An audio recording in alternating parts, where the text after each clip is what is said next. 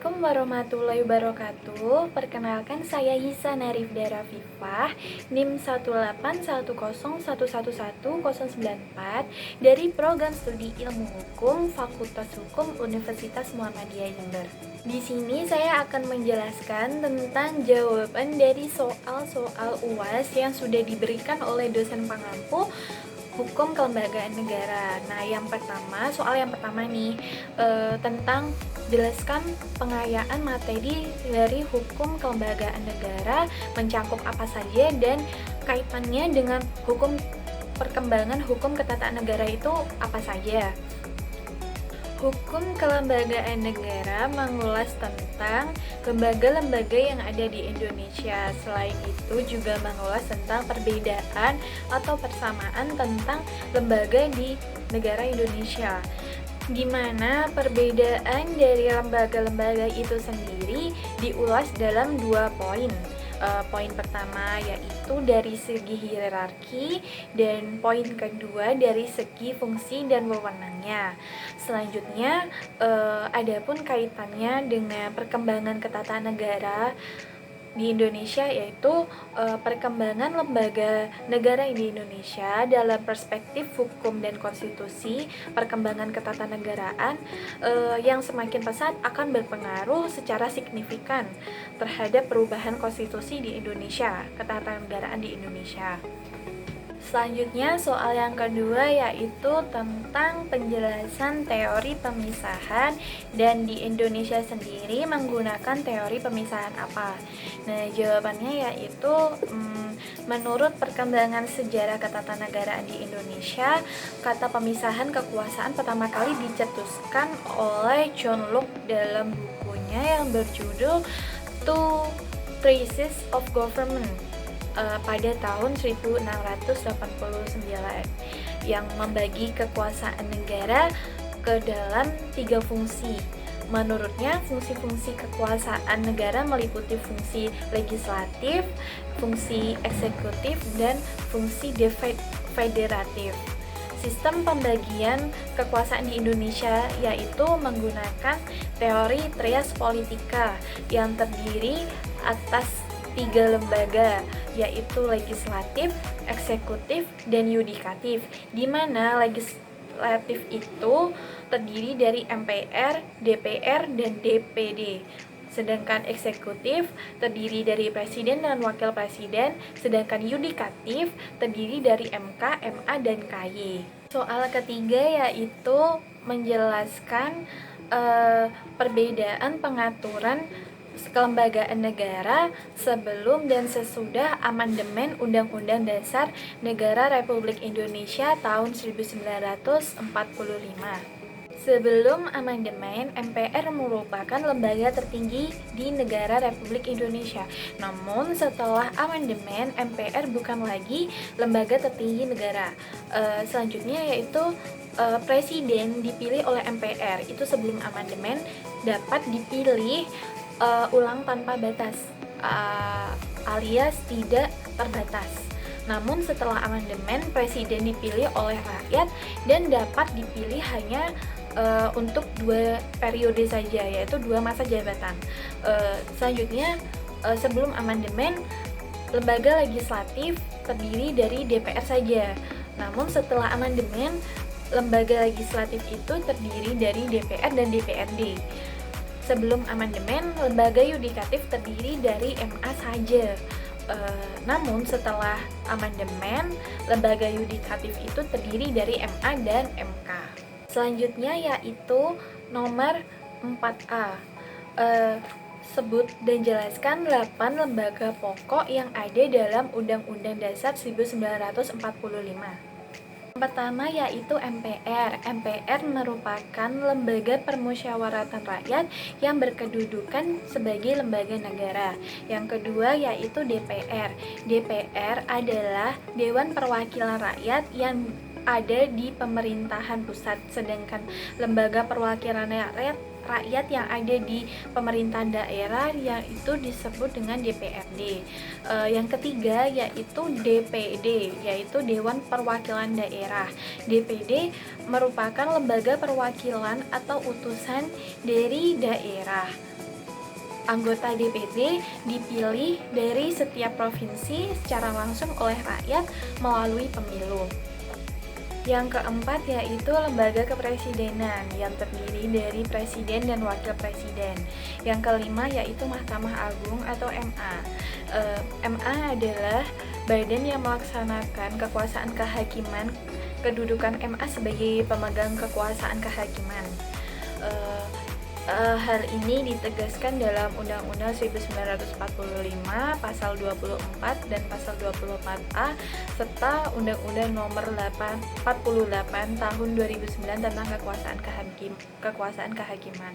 Selanjutnya yaitu nomor 6 MK atau Mahkamah Konstitusi, di mana Mahkamah Konstitusi adalah lembaga tertinggi negara dalam sistem ketatanegaraan Indonesia yang merupakan pemegang kekuasaan kehakiman bersama-sama dengan MA. Yang ketujuh yaitu Komisi Yudisial atau KY. KY adalah lembaga negara baru pasca amandemen Undang-Undang Dasar 1945, di mana Komisi Yudisial ini diatur secara khusus dalam pasal 24B Undang-Undang Dasar 1945. KY sendiri ini bersifat mandiri atau yang berwenang mengusulkan pengangkatan hakim agung dan mempunyai wewenang lain dalam rangka menjaga dan menegakkan kehormatan, keluhuran, martabat, perilaku hakim. Yang ke-8 yaitu BPK atau Badan Pemeriksa Keuangan, di mana Badan Pemeriksa Keuangan Republik Indonesia ini adalah lembaga negara yang dalam sistem ketatanegaraan Indonesia memiliki wewenang memeriksa pengelolaan dan tanggung jawab keuangan negara menurut Undang-Undang Dasar 1945. Selanjutnya yaitu nomor 4B, sebut dan jelaskan objek pengawasan dan aspek pengawasan DPD dan BPK baik sebelum dan sesudah amandemen Undang-Undang Dasar 1945. Jawaban yang pertama yaitu kita akan membahas tentang DPD dulu.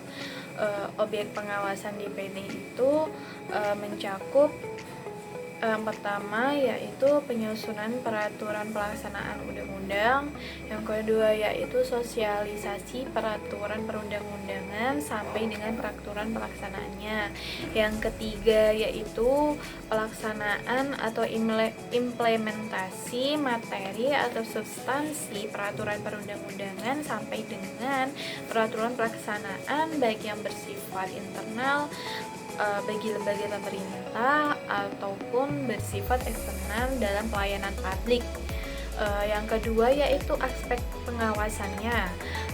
Aspek pengawasannya dilakukan DPD meliputi dua aspek, yaitu aspek pengawasan yuridis. Aspek pengawasan yuridis ini adalah pengawasan yang menitikberatkan kepada aspek hukum dari pelaksanaan undang-undang, yaitu seperti apakah materi muatan peraturan pelaksanaan undang-undang telah sesuai dengan peraturan perundang-undang di atasnya, sebagaimana diatur dalam Undang-Undang Pembentukan Peraturan Perundang-undangan. Yang kedua yaitu aspek pengawasan sosiopolitik atau pengawasan yang menitikberatkan kepada aspek sosial dan politik dari pelaksanaan undang-undang, yaitu seperti apakah undang-undang dapat dilaksanakan atau tidak. Yang kedua yaitu BPK. Objek pengawasan sebelum amandemen itu menurut pasal 23 ayat 5 yaitu memeriksa tanggung jawab tentang keuangan negara yang diadakan suatu Badan Pemeriksa Keuangan yang peraturannya ditetapkan oleh undang-undang. Namun setelah amandemen Undang-Undang 1945, objek pengawasan BPK setelah amandemen 1945 dalam pasal 25E yaitu untuk memeriksa pengelolaan dan tanggung jawab tentang keuangan negara diadakan suatu badan pemeriksaan keuangan yang bebas dan mandiri. Selanjutnya yaitu aspek pengawasannya. Aspek BPK meliputi yaitu aspek ekonomi dan efisiensi serta pemeriksaan aspek efektivitas. Selanjutnya yaitu pada soal nomor 5A. Bagaimana kedudukan MA dan MK serta sebutkan persamaan, perbedaan, dan beri dasar hukum tentang kewenangan, tugas, dan struktur dan tanggung jawab kedua lembaga tersebut dalam perundangan di Indonesia. Jawaban dari soal 5A pertama yaitu kita membahas tentang kedudukan. Kedudukan MA yaitu pengadilan negara tertinggi dari semua lingkungan peradilan yang dalam pelaksanaan tugasnya terlepas dari pengaruh pemerintah dan pengaruh lain. Hal ini diatur dalam pasal 2 Undang-Undang Nomor 14 Tahun 1985. Selanjutnya kedudukan MK atau Mahkamah Konstitusi. MK merupakan salah satu lembaga negara yang melakukan kekuasaan kehakiman yang merdeka untuk menyelenggarakan peradilan guna menegakkan hukum dan keadilan. Hal ini tercantum dalam pasal 2 Undang-Undang Nomor 24 Tahun 2003. Selanjutnya yaitu persamaan MK dan MA. Yang pertama yaitu persamaannya, MA dan MK ini adalah sama-sama pelaksana kekuasaan kehakiman di Indonesia sebagaimana termaktub dalam pasal 24 ayat 2 Undang-Undang Dasar tahun 1945. Yang kedua, persamaan MA dan MK ini sama-sama berkedudukan sebagai lembaga negara. Selanjutnya yaitu kita membahas perbedaan MK dan MA. Perbedaan MA dan MK, MA ini membawahi 4 peradilan, di mana keempat peradilan tersebut memiliki pengadilan tinggi dan berakhir di pengadilan MA Republik Indonesia, di pengadilan Mahkamah Agung Republik Indonesia.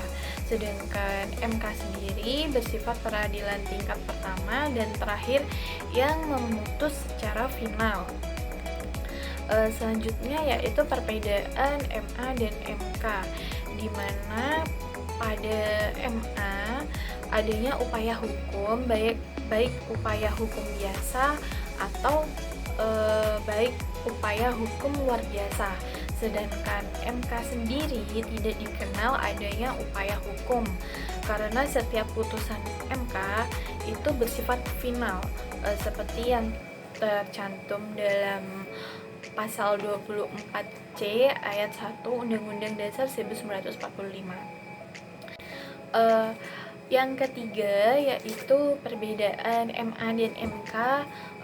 MA itu berwenang melakukan uji material atau judicial review. Judicial review peraturan perundang-undang di bawah undang-undang terhadap undang-undang yang sesuai dalam pasal 24A ayat 1 Undang-Undang Dasar 1945. Sedangkan MK berwenang menguji material undang-undang terhadap undang-undang dasar seperti dalam pasal 24C ayat 1 Undang-Undang Dasar 1945. Nah, terakhir yaitu perbedaan MK dan MA yaitu terkait dengan tugas dan wewenangnya. Tugas dan kewenangan MA itu lebih luas dibandingkan dengan tugas kewenangan MK yang lebih terbatas. Selanjutnya yaitu pada soal 5B yang begini. Pada perkembangan saat ini terdapat pula lembaga negara yang kewenangannya itu berasal dari undang-undang atau keputusan presiden saja. Nah, sebutkan dan jelaskan minimal masing-masing dua lembaga tersebut, baik kewenangannya yang dari Kepres dan berasal dari undang-undang. Nah, jawabannya yaitu lembaga yang kewenangannya berasal dari undang-undang, yang pertama yaitu Komnas HAM, yang kedua yaitu KPK. Komnas HAM itu adalah sebuah lembaga mandiri di Indonesia yang kedudukannya setingkat dengan lembaga negara lainnya, dengan fungsi melaksanakan kajian, perlindungan, penelitian, penyuluhan, pemantauan, investigasi, maupun mediasi terhadap persoalan hak asasi manusia. Selanjutnya yaitu KPK atau Komisi Pemberantasan Korupsi, atau lembaga yang dibentuk dengan tujuan meningkatkan daya guna dan hasil guna terhadap upaya pemberantasan tindak pidana korupsi. KPK ini bersifat independen dan bebas dari pengaruh kekuasaan manapun dan melaksanakan tugas dan wewenangnya tidak dipengaruhi oleh pemerintah maupun kekuasaan manapun. Selanjutnya yaitu kita pada soal yang terakhir, yaitu soal pada nomor 5C. Bagaimana pendapat Anda tentang lembaga peradilan sengketa pilkada guna penguatan kelembagaan negara di sisi penyelenggaraan pemilihan umum oleh KPU agar lebih baik di masa mendatang? Menurut saya, pembentukan peradilan khusus pemilu sebenarnya adalah suatu solusi di mana untuk mewujudkan salah satu komponen terpenting dalam asas-asas penyelenggaraan pemilu, yaitu asas kepastian hukum. Maka sudah seharusnya dibentuk peradilan khusus pemilu kepada pemilu agar dapat menciptakan pemilu yang demokratis dan memiliki kepastian hukum dalam penanganan perkara pemilu. Hanya itu yang dapat saya sampaikan. Jangan lupa untuk mendaftar di kampus biru di Universitas Muhammadiyah Jember, dan jangan lupa untuk mematuhi protokol kesehatan, mencuci tangan, dan menghindari kerumunan. Hanya itu yang dapat saya sampaikan. Terima kasih. Wassalamualaikum warahmatullahi wabarakatuh.